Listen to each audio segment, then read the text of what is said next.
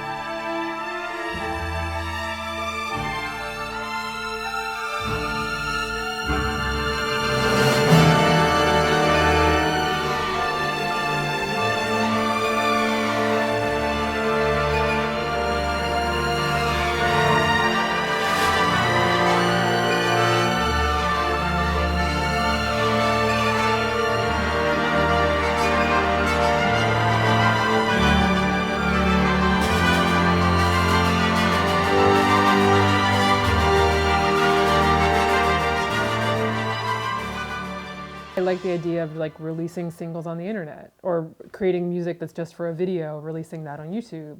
I'm not really precious about the album. I do think though that as a composer and as someone who grew up listening to records, that natural length of a CD is really satisfying to me. So I like the idea of making grand statements and coming out with 40 to 60 minutes of music and saying this is my latest statement.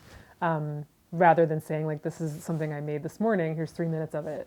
So I think that there's value and weight to this idea of the album, and that length still has significance.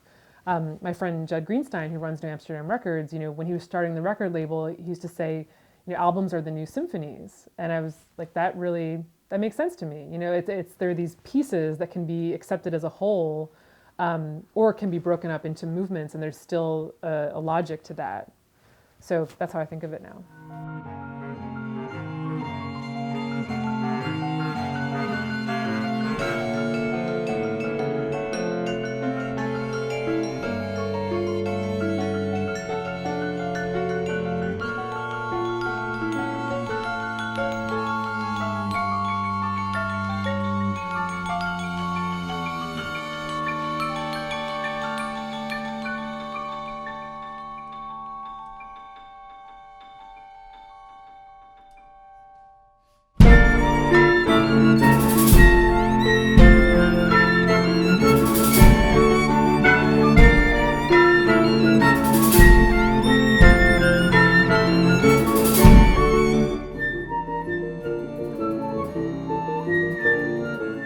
I love to perform. I was a performer before I was a composer. It's part of my musical DNA. But a funny thing happened initially I was just performing to kind of scratch that itch, just to be able to be in front of people and perform because it's fun and it's exhilarating and it's nerve-wracking in all these great ways. But then once I started to perform, I realized that my connection to the audience was much deeper as a composer when I was in front of them as a performer. So I would often, you tell people you're a composer and they have no idea what you're talking about, or they don't have a sense of what you do every day or what your place in the world is. But you say, I'm in a band and I'm going to play for you. And then they're like, all right.